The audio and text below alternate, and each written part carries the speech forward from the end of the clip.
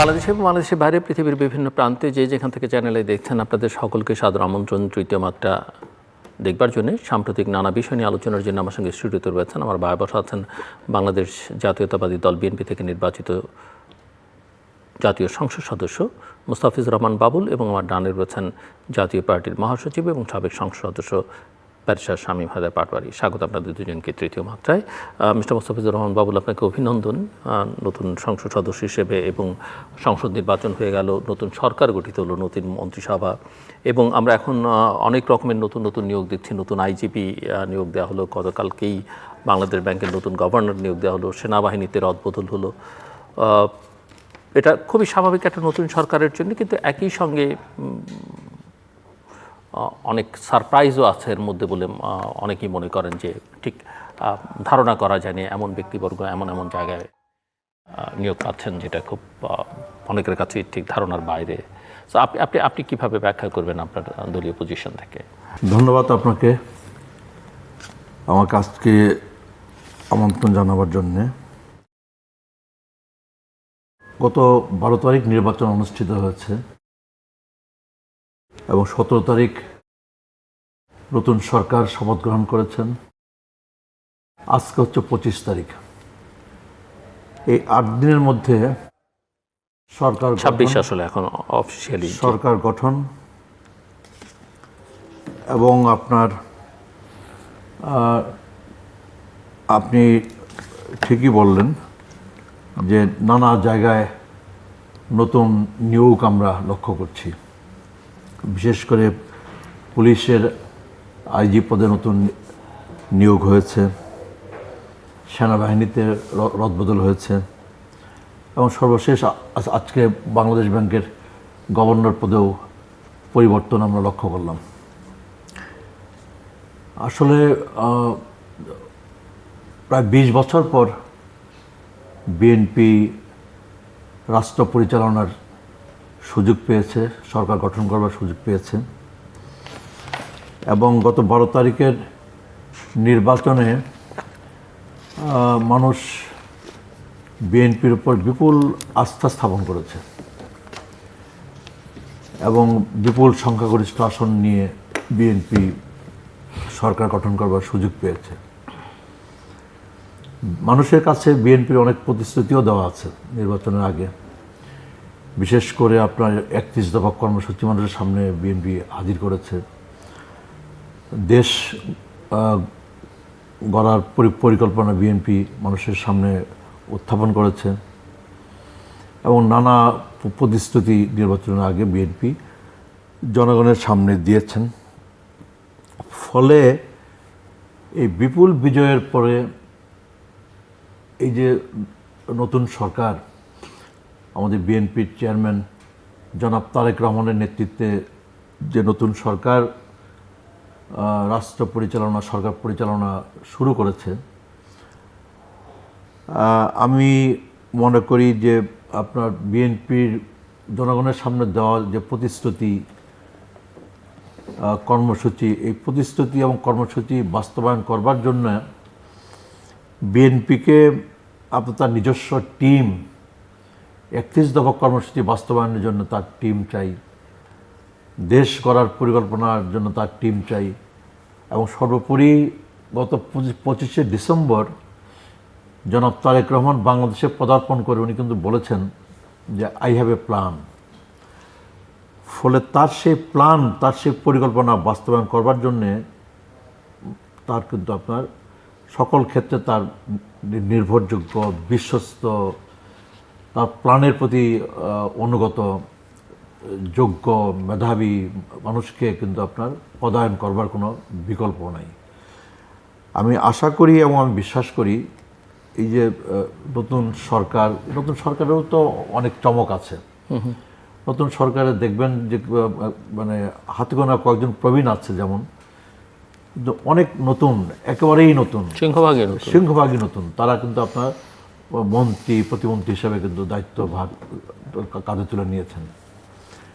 জনাব তারেক রহমান আপনার এই প্রবীণদের সাথে এই নতুনদের উপর উনি আস্থা স্থাপন করেছেন, বিশ্বাস স্থাপন করেছেন যে এদের দিয়েই উনি ওনার যে পরিকল্পনা, প্ল্যান, সেই প্ল্যান উনি বাস্তবায়ন করবেন। একই সাথে তো আমাদের আর্থিক ব্যবস্থাপনায় আপনার এটা পরিবর্তন আনা কিংবা আরও দক্ষতার সাথে আর্থিক ব্যবস্থাপনা এটা পরিচালনা করা, তার জন্য বাংলাদেশ ব্যাংকের প্রধান উনি মনে করেছেন যে পরিবর্তন করা দরকার, একজন বিশ্বস্ত নির্ভরযোগ্য মেধাবী একজনকে দায়িত্ব দেওয়া দরকার। সেই বিবেচনা থেকেই পরিবর্তন হয়েছে। আমাদের ভেঙে পড়া আপনার পুলিশ প্রশাসন, যদিও আমরা এই নির্বাচনের প্রাক্কালে আমরা খেয়াল করেছি যে আস্তে আস্তে পুলিশ প্রশাসনও বেশ আপনার দায়িত্ব পালন করেছে নির্বাচনে, তারা খুবই ভালো দায়িত্ব পালন করেছেন আমাদের সশস্ত্র বাহিনীর সাথে। তো পুলিশ প্রধানের পদেও পরিবর্তন আপনার উনি করেছেন। একই সাথে সেনাবাহিনীতেও উনি পরিবর্তন এনেছেন। আমার বিশ্বাস এই সব পরিবর্তনই আপনার প্রথমত হলো কম বেশি রুটিন ওয়ার্ক।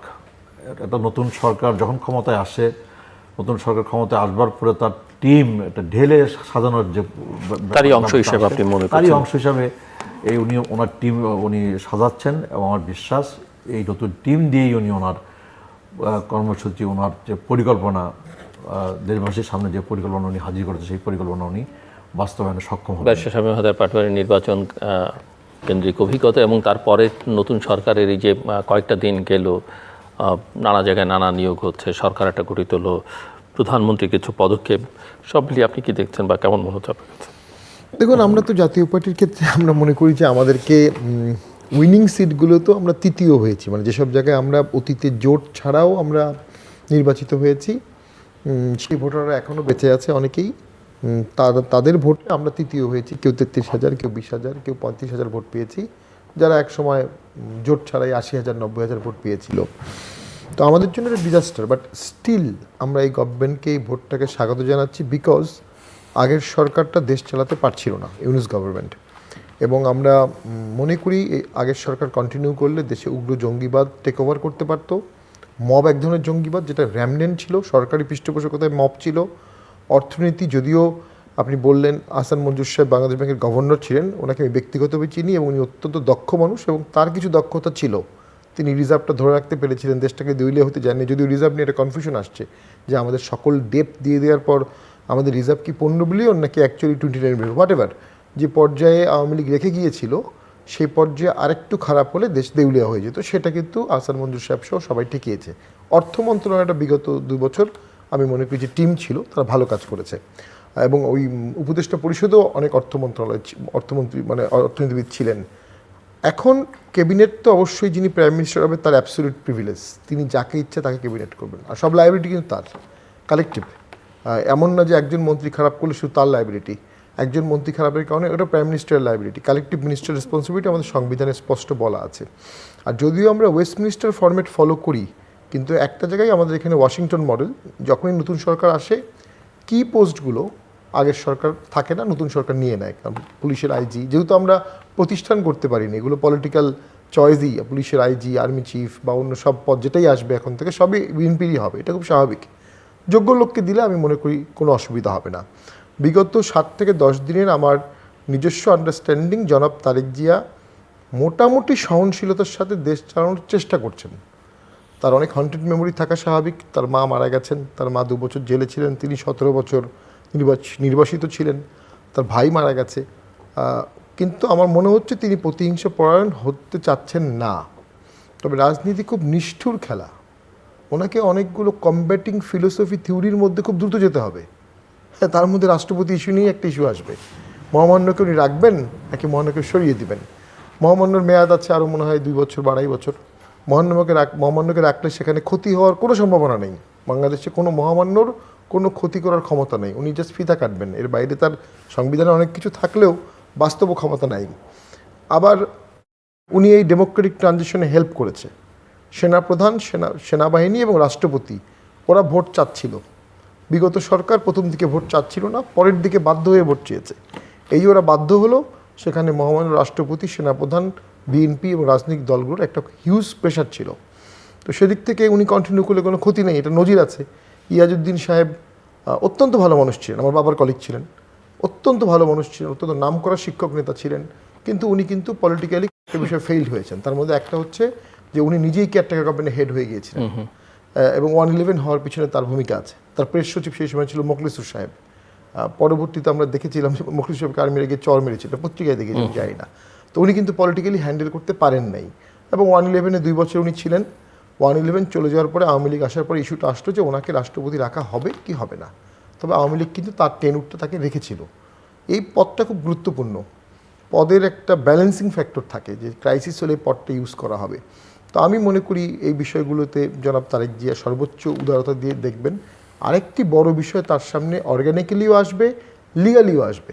আওয়ামী লীগের কী হবে, আওয়ামী লীগের কী হবে, এই ইস্যু হ্যান্ডেল করা খুবই কঠিন। উনি ফর্মালি বলতে পারবেন না আওয়ামী লীগ ফেরত আসুক, আবার আওয়ামী লীগ ফেরত আসলে উনি ফর্মালি বাহাই দিতে পারবেন না, বিকজ সেটা কিছুটা অ্যান্টি ডেমোক্রেটিক কাজ হয়ে যাবে। এই দুটোর মধ্যে একটা এক্সিকিউটিভ অর্ডার আছে, একটা এক্সিকিউটিভ অর্ডার আছে, সেটাকে যদি উনি বাতিল করে দেন তাহলে মানে আমরা জামায়াত ইসলামের ক্ষেত্রে যে কেসটা দেখলাম যে এক্সিকিউটিভ অর্ডারে জামাত নিষিদ্ধ, কিন্তু অভ্যুত্থানের পরে সেই অর্ডার আছে কি নেই, তোলা হলো কি না কেউ জানে না। জামাত দেখা গেল অত্যন্ত লাইমলাইটে। কখনো কখনো আইনগুলো পেপার ল হয়ে থাকে, এটার কোনো ইমপ্লিকেশনস থাকে না। ঢাকা ভার্সিটিতে এখনও একটা আইন আছে, জানি না বাতিল হয়েছে কিনা, ছিল যে কোনো মেয়ে ছাত্রী হোস্টেলের বাইরে দেখা করলে একজন মহিলা প্রভোস্টের সামনে বসে দেখা করতে হবে। এটা এখনও কাগজ কলমে আইন, কিন্তু এটা কোনো বাস্তবায়ন নেই। সো আওয়ামী লীগ অলরেডি 35টা অফিস খুলেছে, আস্তে আস্তে অফিসগুলো খুলবে। এখানে বড় সমস্যা হচ্ছে আওয়ামী লীগ ফিরে আসবে, এখন বড় আকারে ফিরে আসবে, এটা তো বিএনপি চাওয়ার কোনো কারণ নাই। কেউ তো আর ফ্রাঙ্কেনস্টাইন ডেকে নিয়ে আসবে না, খাল কেটে হাঙর নিয়ে আসবে না, আবার একেবারেই খুলতে দিবে না, ডেমোক্রেটিক স্পেস দিবে না, সেইটা মনে হয় কখনোই তারেক জিয়া চাচ্ছেন না। আবার উনি এটা চাইলেও ছাত্ররা কি করবে, ঢাকা বিশ্ববিদ্যালয় কী করবে, জগন্নাথ ইউনিভার্সিটি কী করবে, জাহাঙ্গীরনগর কী করবে, সব তো শিবিরের দখলে। প্র্যাকটিক্যালি ঢাকা শহর তো বিএনপির দখলে নাই। এটা হ্যান্ডেল করা খুব টাফ হবে ওনার জন্য। তবে আমি মনে করি এখন পর্যন্ত উনি শান্তশিষ্টভাবে সকলের সাথে আলাপ করে অত্যন্ত ম্যাচুরডভাবে হ্যান্ডেল করছেন। আওয়ামী লীগের ফিরে আসা, ওই যে এক্সিকিউটিভ অর্ডারটা ছিল বিগত সময়ের, ওইটাকে বাতিল করে দেয়া, অথবা ওই এক্সিকিউটিভ অর্ডারটা যে অর্ডিন্যান্সের ভিত্তিতে হয়েছে, আমি সেটা একটু স্টাডি করতে হবে, ওই অর্ডিন্যান্স যদি পার্লামেন্টে পাস না হয় তাহলে অটোমেটিক এক্সিকিউটিভ অর্ডারটাও বাতিল হয়ে যাবে। তবে বহুদলীয় গণতন্ত্রে আমি মনে করি সকল দল মাঠে থাকার যৌক্তিকতা আছে। জামাতকে ব্যান করতে গিয়েই তো আওয়ামী লীগ সব কেচে গন্ডুস করে ফেলেছে। আপনার দিক থেকে, আওয়ামী লীগের দিক থেকে এখন করণীয় কি, যদি আপনার কাছে আমি জানতে চাই যে তারা তো গত 18 মাসে আসলে সোশ্যাল মিডিয়াতে কেউ হুঙ্কার টুঙ্কার দেওয়া ছাড়া তেমন কিছু করতে পারেনি, এবং খুবই আনইউজুয়াল যে আওয়ামী লীগ একেবারেই একটা স্টেটমেন্টও পর্যন্ত করে না। শেখ হাসিনা কারোর সঙ্গে কথা বলেন, সেগুলো সোশ্যাল মিডিয়াতে আছে, কোনটা এআই দিয়ে করার, কোনটা জেনুইন সেটাও বোঝা অনেক সময় কঠিন হয়ে যায়। আমি মনে করি আওয়ামী লীগ বিগত যে ভোটটি হলো 12ই ফেব্রুয়ারি, এটাতে অংশগ্রহণ করেছে।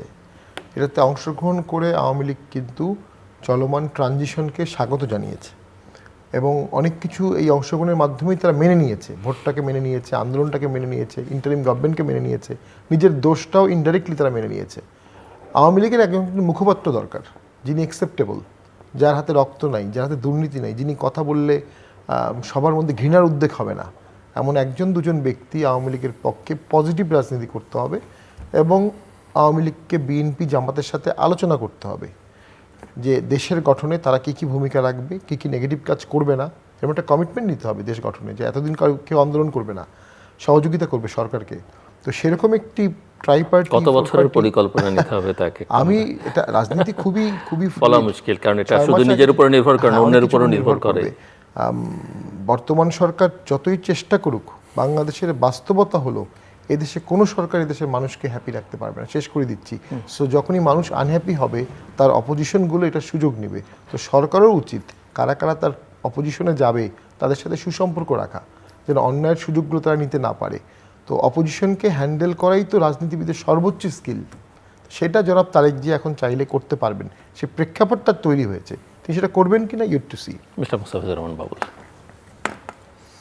না, বাংলাদেশের রাজনীতিতে কিন্তু আপনার সাম্প্রতিককালে কিছু ইতিবাচক পরিবর্তন আছে আর কি আপনার আমাদের রাজনীতির কালচারে। যেমন ধরুন আপনার নির্বাচনটা হয়ে গেল, নির্বাচন হয়ে যাওয়ার পরে শপথ গ্রহণের আগে জনাব তারেক রহমান উনি কিন্তু আপনার জামাত নেতার বাসায় উনি গেলেন, উনি আপনার এনসিপি নেতার এনসিপি বাসায় নেতা নাহিদ ইসলামের বাসায় ইসলামী আন্দোলনের নেতার বাসায় গেলেন। ইসলামী আন্দোলনের নেতা ওনার বাসায় উনি গেলেন। বাংলাদেশের রাজনীতিতে কিন্তু এর আগে কখনই আপনার এই মানে এই রেওয়াজ কিন্তু ছিল না। তো এখন আপনার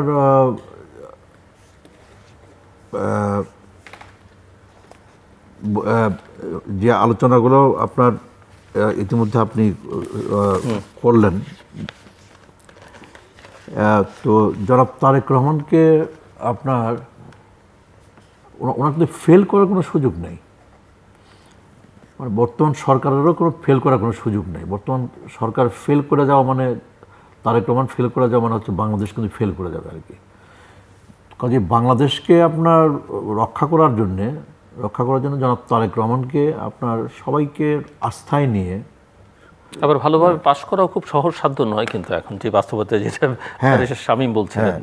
তো বাংলাদেশে আপনার বাংলাদেশে মানুষের যে চাওয়া পাওয়া, মানুষের যে চাওয়া পাওয়া, সেই চাওয়া পাওয়াগুলোকে পূরণ করে মানুষের আপনার আস্থা বিশ্বাসের জায়গাটাকে রক্ষা করে চলাটা কিন্তু খুব সহজ না, কঠিন।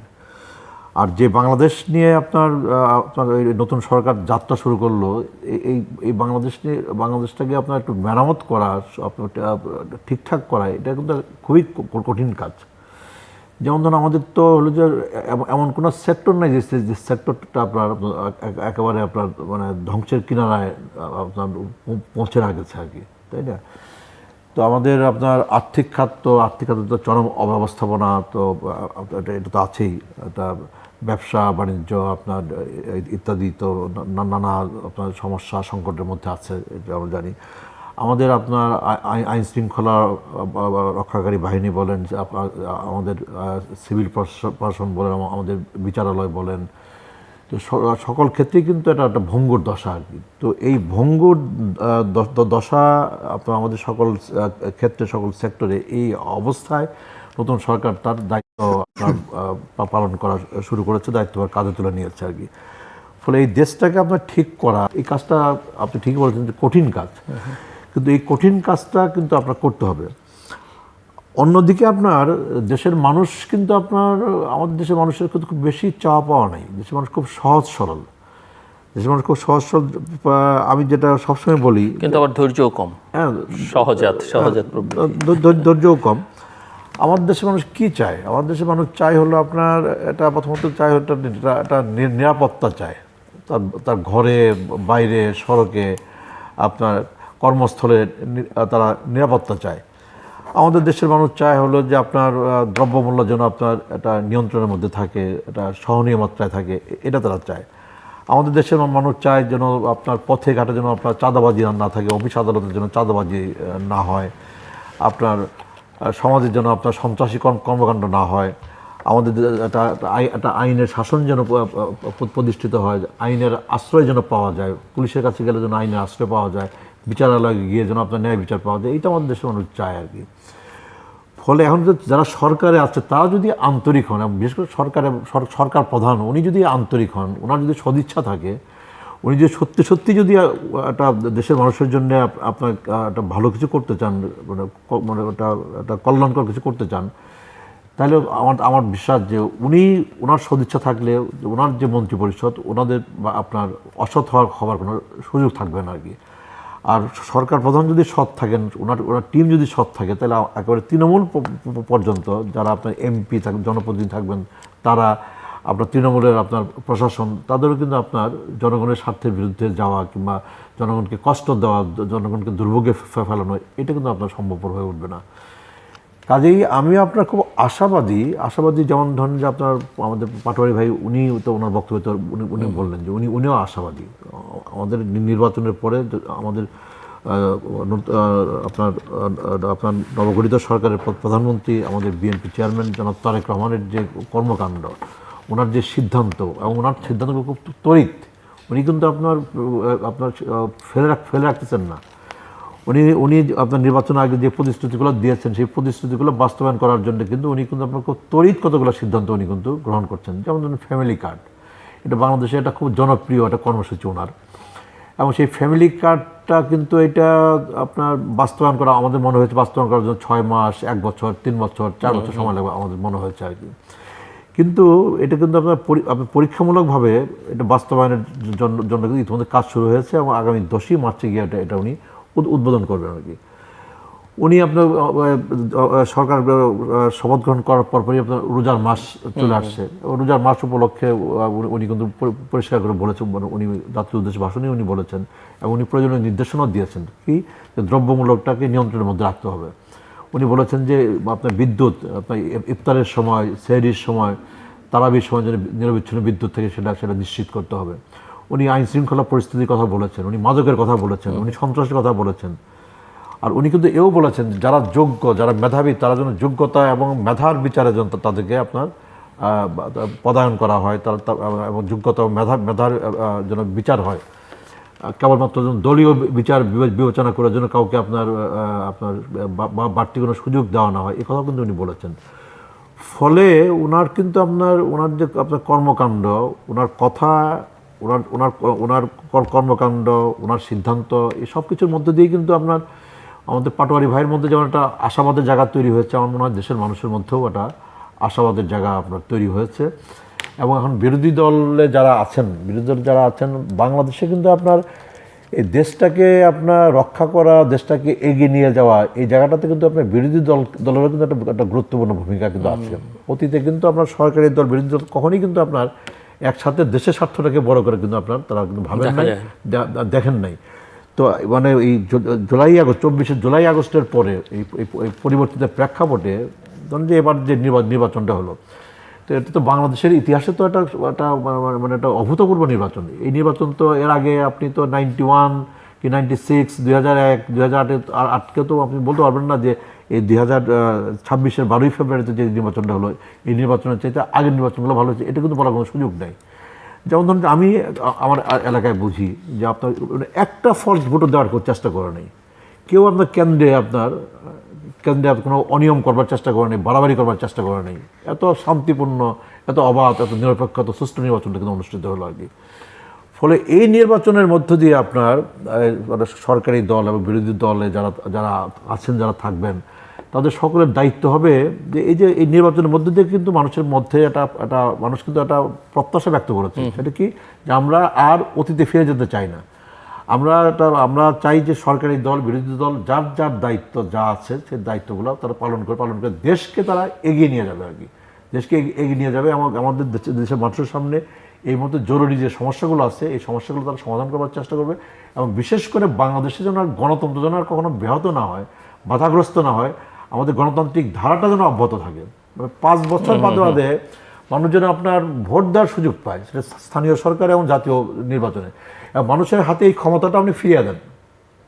মানুষের হাতে এই ক্ষমতাটা মানুষ এবার ফেরত পেয়েছে এবং এই ক্ষমতাটা মানুষ তাদেরকে প্রয়োগ করার সুযোগটা আপনি করে দেন।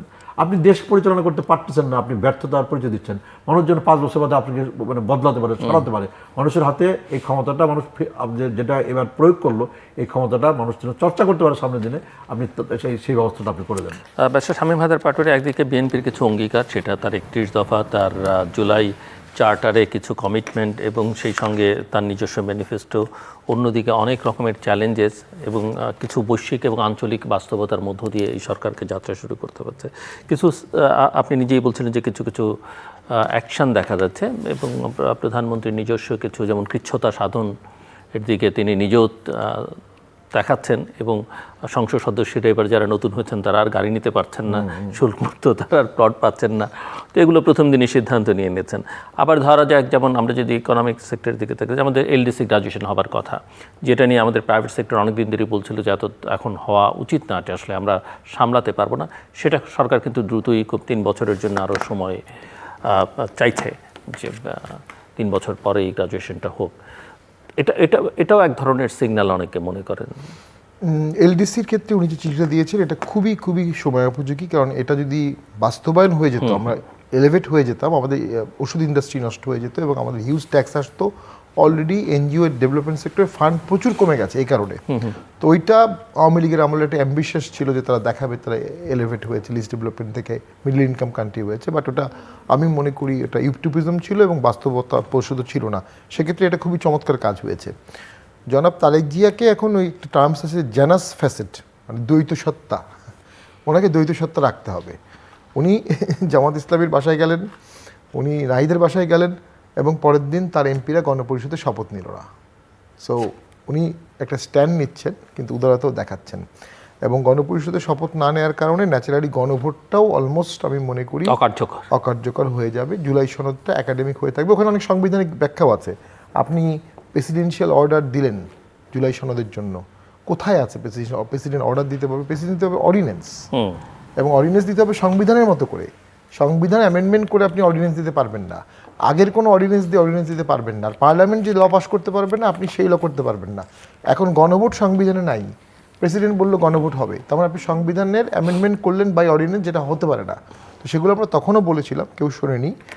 আমার মতে ওনার এই পদক্ষেপটা, বিশেষ করে গণপরিষদে শপথ না নেওয়াটা, এটা সংবিধানের প্রতি একটা অত্যন্ত শ্রদ্ধা থাকা, এবং দুটো শপথ হতে পারে না। আপনি প্রথম শপথ নেবেন যে আমি সংবিধানকে সমুন্নত রাখবো, দ্বিতীয় শপথ নিচ্ছেন সংবিধান ভায়োলেট করার। গণপরিষদ সংবিধানে নাই, এবং এখানে একটা খুব ঐতিহাসিক একটা একাডেমিক ডিসকাশন আছে। দুই ধরনের লেজিসলেটিভ পাওয়ার হয়, একটা হচ্ছে বলা হয় প্রাইমারি কনস্টিটিউয়েন্ট পাওয়ার, যেটা 72 সালে ছিল। এর পরের যে সংসদগুলো হবে এরা সবাই হচ্ছে সেকেন্ডারি কনস্টিটিউয়েন্ট পাওয়ার, ডেলিগেটেড পাওয়ার। এরা ওই সংবিধানের কিছু অ্যামেন্ডমেন্ট করবে, কিন্তু ফান্ডামেন্টাল স্ট্রাকচার বা পুরো চেঞ্জ করতে পারবে না। যেটা জুলাই সনদ বা অন্যরা করেছে প্রায় পুরোটাই চেঞ্জ করে ফেলেছে ফান্ডামেন্টাল জায়গাগুলোতে, সেইটার ডেলিগেশন ক্ষমতা তাদেরকে ছিল না। আর সেটা হতে পারতো যদি সংবিধান সাসপেন্ড থাকতো অথবা বাতিল হয়ে যেত। আপনি সংবিধান রেখে গণপরিষদ আছে, আমার মনে হয় এমন কোনো পৃথিবীতে আমি দেশ শুনিনি। যদি এটা গণপরিষদ হচ্ছে সংবিধান সংস্কার গণপরিষদ, কিন্তু গণপরিষদ সংস্কার, তো এরকম কিছু আমরা দেখিনি। তো এখানে আমার মনে হয় বিগত সরকারের কিছুটা কনফ্লিক্টিং অপিনিয়ন ছিল, এবং তারা সামহাউ মবের দ্বারা প্রেশারাইজ হয়ে এই জিনিসগুলো করেছে। ইল অ্যাডভাইসড আমি বলবো। আরেকটা হচ্ছে ফ্যামিলি কার্ডটা চমৎকার জিনিস যদি বাস্তবায়ন করতে পারেন, কিন্তু টাকা আসবে কোথা থেকে এটার জন্য? এই ফান্ড শর্টেজটা তো আমাদের আসবে। আমাদের যা ট্যাক্স কালেকশন হয় তা পুরোটাই চলে যায় বেতনে, এবং এই বছর ট্যাক্সের থেকে বেতন বেশি, অর্থাৎ বেতন দিতে হচ্ছে এডিবির টাকা থেকে, লোন থেকে। এর উপর যখন আপনি হিউজ সোশ্যাল ওয়েলফেয়ার স্কিম নেবেন, অলরেডি কিন্তু আছে, আমাদের বয়স্ক ভাতা আছে, বিধবা ভাতা আছে, 10 কেজি চাল আছে, তার সাথে ফ্যামিলি কার্ড যদি আপনি ইমপ্লিমেন্ট করেন, এই অতিরিক্ত টাকাটার সোর্স আছে কিনা এটা একটা দেখতে হবে। আর এই কাজগুলো করা খুবই কঠিন। বিগত সময় টিউনোরা খুব দক্ষতার সাথে করতো, পলিটিক্যাল পার্টি যদি হেল্প না করে এটা করা সম্ভব হয় না। তবে অবশ্যই দেশে যেহেতু প্রচুর মানুষ চাকরি পাচ্ছে না, দরিদ্রতা হার 30 লাখ লোক অতি দরিদ্র হয়ে গেছে, এই ধরনের কার্ড দিতে পারলে মানুষের পুষ্টি বজায় থাকবে, শিক্ষা বজায় থাকবে, এবং তাদের খাদ্যটা বজায় থাকবে। এটি হচ্ছে একটা ইস্যু। আরেকটা ইস্যু যেটা হচ্ছে যে আমরা মনে করি সামনের দিনগুলোতে ওনার সবার সাথে আলাপ করতে হবে, সংসদের বাইরে যারা আছে তাদের সাথেও, এবং উচিত সকল রাজনৈতিক দলের এখন সকল দল মিলে একটা চার্টার করে ফেলা। সকল দলই দোষ করেছে, আওয়ামী লীগ বেশি দোষ করেছে, তারা 17 বছর ক্ষমতায় ছিল, তাদের দোষগুলো সেই হারে বেড়েছে। লাস্টে তাদের দ্বারা পুলিশ ছাত্র মেরেছে, আবার পুলিশকেও মারা হয়েছে, পুলিশেরও অভিযোগ আছে। সব হত্যাকাণ্ডই তো হত্যাকাণ্ড। তো আমরা মনে করি এগুলোর একটা বিচার হবে, এবং এর পাশাপাশি একটা ন্যাশনাল চার্টার জনাব তারেক জিয়াকে করতে হবে। এই চার্টারটা তার জন্য কিছু সুইসাইডাল হবে, তার অপোনেন্ট বাড়বে, কিন্তু দেশটা একটা স্ট্যাবিলিটির দিকে যাবে। ওই যে জিয়াউর রহমান ক্ষমতায় এসেই আওয়ামী লীগকে রিভাইভ করলেন, বাকশাল বাদ দিয়ে জামাতকে রিভাইভ করলেন, শেখ হাসিনাকে নিয়ে আসলেন, তার 17 দিন পরে ওনাকে মেরে ফেলা হলো। কিন্তু উনি কিন্তু একটা পলিটিক্যাল ফিলোসফি তৈরি করতে পেরেছিলেন, যেটা পূর্ণাঙ্গ সুফল উনি 91 সালে পেয়েছিলেন, সারপ্রাইজ ভিক্টোরি, গণতন্ত্র। তো সেটা পেয়েছেন। এবং জনাব তারেক জিয়াকেও যদি আপনি দেখেন যে তার কাছে কিন্তু ক্ষমতা উনি চাচ্ছেন কিনা জানি না, ক্ষমতা তার কাছে চলে গেছে। একটা পর্যায়ে সবারই মনে হয়েছে যে ইসলামিক উগ্রবাদ বা ব্যান আওয়ামী লীগ, এর সব কিছু থেকে রক্ষার একমাত্র উপায় হচ্ছে এখন বিএনপি বা তারেক জিয়া। এবং আমরা ভোট হবে কিনা অনেক কনফিউশনে ছিলাম, এবং আমরা খুব দৃঢ়কণ্ঠে দেখছিলাম যে বাংলাদেশে তারেক জিয়া অ্যারাইভ করেন কিনা বা করতে পারেন কিনা। উনি যখন বাংলাদেশে পদার্পণ রাখলেন তখনই আমাদের মনে হয়েছে ভোট হবে। তার আগ পর্যন্ত আমরা কিন্তু ভোট হবে এমনটা বুঝিনি। তো ওনাকে ঘিরেই কিন্তু একটা ফিলোসফি দর্শন তৈরি হয়েছে, এটাকে ওনার ম্যাক্সিমাইজ করতে হবে, এবং উদারতা দিয়ে, সর্বোচ্চ উদারতা। আমরা মনে করি বিগত আওয়ামী লীগের আমলের অনেকগুলো ভুলের মধ্যে একটা ভুল আমার ধারণা এখন যেটা মনে হচ্ছে যুদ্ধাপরাধীর বিচার করা, এটা কতটা প্রয়োজন ছিল, মানে ফাঁসি দেয়া। যারা যুদ্ধাপরাধী ছিল তারা অনেকেই পরে শপথ নিয়েছে, এমপি হয়েছে, মন্ত্রী হয়েছে, সফলতার সাথে মন্ত্রণালয় চালিয়েছে, আন্দোলন করেছে, আবার জেলে গেছে। ঠিক তাদেরকে বিচার করে 50 বছর পরে ফাঁসি দিতেই হবে, এই মনোভাবটা দেশের রাজনীতিতে একটা ডাইমেনশন চেঞ্জ করে দিয়েছে এবং জামাতকে বাধ্য করেছে জীবনের বিনিময়ে হলেও আন্দোলন করে আওয়ামী লীগকে সরাতে হবে। এই যে জীবনের বিনিময়ে হলেও আন্দোলন করতে হবে, ওই পর্যায়ে কিন্তু আওয়ামী লীগ নিয়ে গিয়েছে, বিএনপিকেও নিয়ে গিয়েছে। তো সেটা যেন কোনোভাবেই বর্তমান সরকার না করে। আরেকটা হচ্ছে আমরা ইউনূস সরকারের দ্বারা অতিষ্ঠ হয়ে গিয়েছিলাম, জাতীয় পার্টি বিশেষ করে। আমাদেরকে তারা বৈষম্যমূলক আচরণ করেছে, আমাদের পার্টি অফিসে আগুন দিয়েছে, পুলিশ আমাদের মামলা নেয়নি, যা তা অবস্থা। এবং আমরা যে কোনো মূল্যে চাচ্ছিলাম যে সরকার আসুক, ইউনূস সরকার চলে যাক। আমাদের যেন আবার কখনো বলতে না হয় না ইউনূস সরকার এই সরকার থেকে ভালো ছিল। এটা হচ্ছে গিয়ে বিএনপির দায়িত্ব। না, আপনার গণতান্ত্রিক সরকারের তো কোনো বিকল্প নাই, নির্বাচিত সরকারেরও কোনো বিকল্প হয় না আপনার।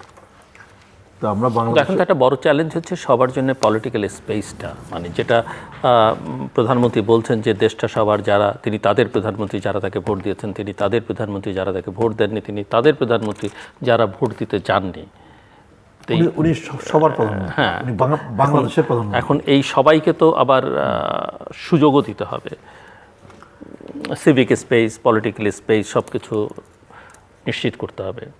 তো একটা তো হচ্ছে যে আপনার আমরা অবশ্য সংকুচিত করবার কোনো লক্ষণ এখনো দেখছি না, বাট স্পেসটা সবার জন্য নিশ্চিত করতে হবে। মানে এই জায়গাটাতে প্রথমত হলো যে আপনার সবার সাথে আলাপ আলোচনা করার এবং একটা ন্যাশনাল আপনার একটা কনসেনসাস একটা তৈরি করার বাংলাদেশ নিয়ে, বাংলাদেশের ভবিষ্যৎ নিয়ে, এর তো কোনো বিকল্প নেই।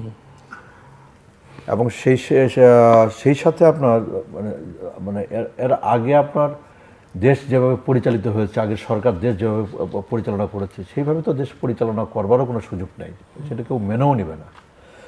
কাজে এই পরিবর্তিত পরিস্থিতিতে আপনার এই 12ই ফেব্রুয়ারি নির্বাচনের পরে যে সরকার গঠিত হয়েছে, এই সরকারের কাছে কিন্তু আপনার মানুষ কিন্তু আপনার ভিন্ন কিছু আশা করে।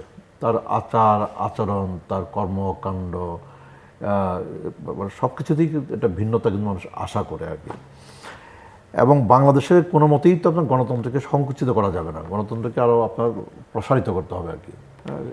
এবং সংকুচিত কি করলে কি হয় সেটা আওয়ামী লীগ দল হিসেবে এখন মর্মে উপলব্ধি করতে পারছে। গণতন্ত্রকে সংকুচিত করার কোনো সুযোগ নাই, আপনার গণতান্ত্রিক অধিকারে হস্তক্ষেপ করার কোনো সুযোগ নাই, আপনার গণতান্ত্রিক অধিকারে আপনার বাধা দেওয়ার কিংবা আপনার কোনো সুযোগ নেই। আপনাকে আপনার কথা বলার সুযোগ দিতে হবে, আপনাকে আপনার দাবি দেওয়া পেশ করবার সুযোগ দিতে হবে, এবং সরকার হিসাবে আপনার কথা সরকারকে শুনতে হবে, আপনার দাবি দেওয়াকে শুনতে হবে, এবং এটা আপনার সাথে একটা আলাপ আলোচনার একটা পরিবেশ থাকতে হবে, এবং আলাপ আলোচনা করে আপনার এই সব কিছু আপনার সমাধান করতে হবে। আগের মতো করে যে আমি কোনো আলাপ আলোচনা করবো না, কোনো আমি শুনবো না, আমি আপনার জোর জবরদস্তি করে দমন করব, আমি আপনার এই পথে তো আপনার হাঁটবার কোনো সুযোগ নাই। এখন বাংলাদেশে আপনার ধরেন যে আপনার সকল রাজনৈতিক দল, হ্যাঁ, একটা তো হচ্ছে আপনার আওয়ামী লীগ ছাড়া আর বাদ বাকি সকল রাজনৈতিক দলই কিন্তু আপনার এই নির্বাচনে অংশগ্রহণ করেছে। এবং আওয়ামী লীগের যারা সহযোগী ছিলেন বিগত, যারা 14, 18, 24 নির্বাচনে যারা আওয়ামী লীগের সহযোগী হিসাবে নির্বাচনে অংশগ্রহণ করেছেন এবং নির্বাচনটাকে বৈধতা দেওয়ার জন্য তারা চেষ্টা করেছেন নানাভাবে, তাদের কেউ আপনার এই নির্বাচনে অংশগ্রহণ করেছে, বিশেষ করে জাতীয় পার্টি আপনার। তো এখন আপনার শুরুতে আমাদের পাটোয়ারি ভাই কিন্তু উনি কিন্তু খুব মানে কষ্ট নিয়ে বলেছেন যে ওনাদের ভোট গেল কোথায়। তো এটা এই প্রশ্নটা আমার মধ্যেও, যে উত্তরবঙ্গে তো আপনার এই রংপুর বলেন, আপনার গাইবান্ধা, কুড়িগ্রাম, এই যে একটা জাতীয় পার্টির বেল্ট, এই বেল্টের ভোটগুলো কোথায় গেল। তো এইটা আমার কাছে মনে হয় যে আপনার এই জুলাই আগস্টের এই অভ্যুত্থানের পরে মানুষের মধ্যে আপনার ওই অঞ্চলে আপনার জাতীয় পার্টির প্রতি মানুষের মধ্যে যে একটা আবেগ কাজ করেছে, যে একটা সমর্থন যেটা ছিল, এই জুলাই আগস্টের পরে ওই এলাকার মানুষও আপনার তারাও আপনার ওই 2014-তে কী হয়েছে, 2018-তে কী হয়েছে, 2024-এ কী হয়েছে, এই সব কিছু তারাও কিন্তু আপনার কম বেশি বিবেচনার মধ্যে কিন্তু তারা কিন্তু নিয়েছেন। তার মধ্যে এটা তো বলার সুযোগ নাই যে আপনার রংপুর, কুড়িগ্রাম, গাইবান্ধাতে সুষ্ঠু ভোট হয়নি, এটা কি বলার সুযোগ আছে? এটা বলার সুযোগ নেই, তাই না? ফলে এই জায়গাটাতে হয়তো আপনার আওয়ামী লীগের সাথে এই যে আপনার আওয়ামী লীগের আপনার সাথে যে আপনার একসাথে নির্বাচন করার যে আপনার যে সিদ্ধান্ত, আওয়ামী লীগের সাথে আপনার সংসদে বসার এবং সংসদীয় কার্যক্রমে অংশগ্রহণ করবার, কখনো কখনো সরকারে অংশগ্রহণ করবার যে সিদ্ধান্ত, এইসব সিদ্ধান্তের কারণেই বোধহয় আপনার ওই অঞ্চলের মানুষ বোধহয় জাতীয় পার্টিকে এই একটা বড় শাস্তি দিয়ে দিল আমার ধারণা আর কি। আরেকটা হচ্ছে যে আওয়ামী লীগ বাংলাদেশে আপনার রাজনীতি করবে কি করবে না, এটা তো হলো আপনার একটা আইনগত দিক আছে। বর্তমানে আপনার একটা আইনি সিদ্ধান্ত আছে আপনার যে আওয়ামী লীগের কার্যক্রম আইনি সিদ্ধান্ত না, এটা নির্বাহী নির্বাহী আদেশ, একটা নির্বাহী আদেশ আছে, নির্বাহী আদেশ আছে। নির্বাহী আদেশ বলে আপনার আওয়ামী লীগের কার্যক্রম নিষিদ্ধ করা হয়েছে আর কি। ফলে যতক্ষণ পর্যন্ত এই নির্বাহী আদেশ বহাল আছে ততক্ষণ পর্যন্ত তো আওয়ামী লীগের আপনার প্রকাশ্যে তাদের অফিস খুলে বসবার, প্রকাশ্যে তাদের আপনার কার্যক্রম পরিচালনা করবার সুযোগ আছে বলে আমি মনে করি না। আর আরেকটা হলো যে বাংলাদেশে আপনার কোন রাজনৈতিক দল রাজনীতি করবে, কারা নির্বাচনে অংশগ্রহণ করবে, কারা করবে না, এই সিদ্ধান্তটা তো একটা রাজনৈতিক দলের সিদ্ধান্ত, যেমন একই সাথে তো জনগণের তো একটা আপনার তাদেরও একটা সম্মতির একটা ব্যাপার আছে আর কি।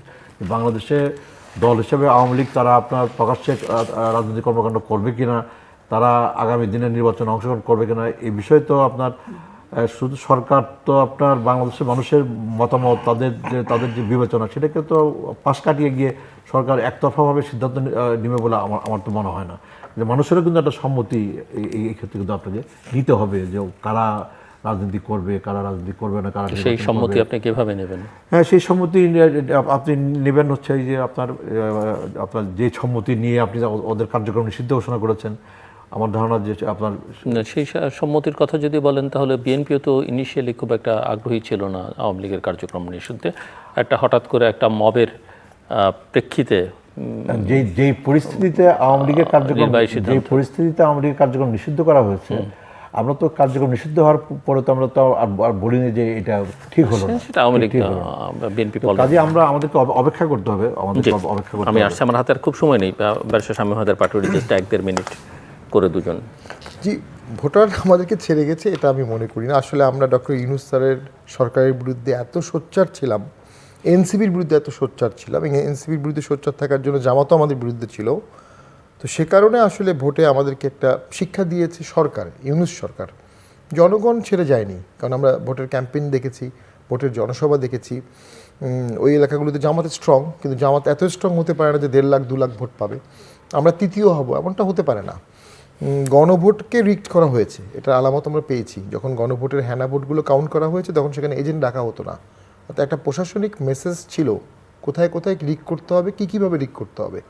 সেটার মধ্যে জাতীয় পার্টি গিলোটিনে পড়ে গেছে, ফেলে দেওয়া হয়েছে। তাতে জাতীয় পার্টি ভীত সন্ত্রস্ত বা আশা হতো না, মর্মাহত। আরেকটি হচ্ছে দল ব্যান থেকে আসলে কার লাভ হয়? জামাত ইসলামী বা তার অঙ্গ সংগঠন এনসিপির নেতারাই আওয়ামী লীগের ব্যান চেয়েছিল সোচ্চারভাবে। আবার এখন জামাতের লোকজন বলছে অনেকেই যে আওয়ামী লীগ মাঠে থাকলে নৌকার ভোট নৌকায় গেলে হয়তো বা জামাত আরও বেশি সিট পেত, কারণ বেশ কিছু সিটের ডিফারেন্সে তারা মনে করে আওয়ামী লীগের কিছু ভোট ধানের শীষে গেছে, যেটা একেবারে অমূলক নয়। এটা সব জায়গায় হয়নি, কিছু কিছু জায়গায় হয়েছে। বাট আমি বাবুল ভাইয়ের সাথে সম্পূর্ণ একমত, 14, 18, 24-এর ভোটটা কখনোই সঠিক হয়নি। 14, 18 ভোট সঠিক হলে বাবুল ভাইয়ের মতো লোকজন বা আরও অনেক লোকজন অনেক আগেই পার্লামেন্টে যেত, দেশের উপকার হতো, গণতন্ত্রের উপকার হতো। 3টা ভোট দেশকে পিছিয়ে দিয়েছে, সামনের ভোটগুলো যেন দেশকে এগিয়ে নিয়ে যায়। তো এখন বিএনপি হয়তো ভাবছে আওয়ামী লীগ ব্যান আছে, এটা পলিটিক্যাল একটা অ্যাডভান্টেজও আছে, ঠিক 6 মাস পরে কিন্তু মনে হবে এটা অ্যাডভান্টেজ থাকছে না। সো আমার ব্যক্তিগত অভিমত, পলিটিক্সে যত দল মাঠে থাকবে তত আপনি আপনার শক্তি স্ট্রেন্থ রাখতে পারবেন, বাকি ভোটগুলো ভাগ হবে, বাকি সমর্থনগুলো ভাগ হবে। আর যখন আপনি তাকে ব্যান রাখবেন তখন তারা কোন দিকে যাবে আপনি এটা ট্র্যাক করতে পারবেন না। অদূর ভবিষ্যতে আওয়ামী লীগ আর জামাত যদি এক হয় তখন এটা বিএনপির জন্য একটা বিগ নিউসেন্স ক্রিয়েট হবে। Mister Mostafizur Rahman Babul, just 1 minute. না, আমরা অপেক্ষা করব এবং আমরা সরকারকে আমরা সময় দেব। আমাদের নেতা জনাব তারেক রহমানের উপর আমরা আস্থা রাখতে চাই, বিশ্বাস রাখতে চাই। দেশবাসীকেও আমরা বলবো যে আস্থা রাখার জন্য, বিশ্বাস রাখার জন্যে। এবং আমার বিশ্বাস দেশবাসী হতাশ হবেন না, দেশবাসী নিরাশ হবেন না। তারেক রহমান উনি নির্বাচনের আগে দেশবাসীর সামনে যে ওয়াদা করেছেন, যে প্রতিশ্রুতি দিয়েছেন, যে কর্মসূচি দিয়েছেন, উনি সবাইকে নিয়ে সবার আগে বাংলাদেশ, ওনার যে স্লোগান, এই স্লোগানটা উনি বাস্তবায়ন করবেন ইনশাআল্লাহ। ধন্যবাদ ব্যারিস্টার শামীম হায়দার পাটোয়ারি এবং মিস্টার মুস্তাফিজুর রহমান বাবুল এই আলোচনা অংশ নেবার জন্য। দর্শক, একটাই কথা যে আমরা একটা গণতান্ত্রিক বাংলাদেশ চাই এবং অবশ্যই একটা রাজনৈতিক অর্থনৈতিকভাবে স্থিতিশীল বাংলাদেশ চাই এবং যেখানে মত প্রকাশের স্বাধীনতা থাকবে, চিন্তার স্বাধীনতা থাকবে, রাজনীতি করবার অধিকার থাকবে এবং সবার বাংলাদেশে সব অধিকার যেন সবার জন্য হয়, আর সেটা নিশ্চিত করবেন। আমরা আশা করি যে এই অঙ্গীকার প্রধানমন্ত্রী এবং তার সরকার রক্ষা করবেন। আমাদের সঙ্গে থাকবার জন্য অসংখ্য ধন্যবাদ। আপনাদের সবার জন্য শুভকামনা।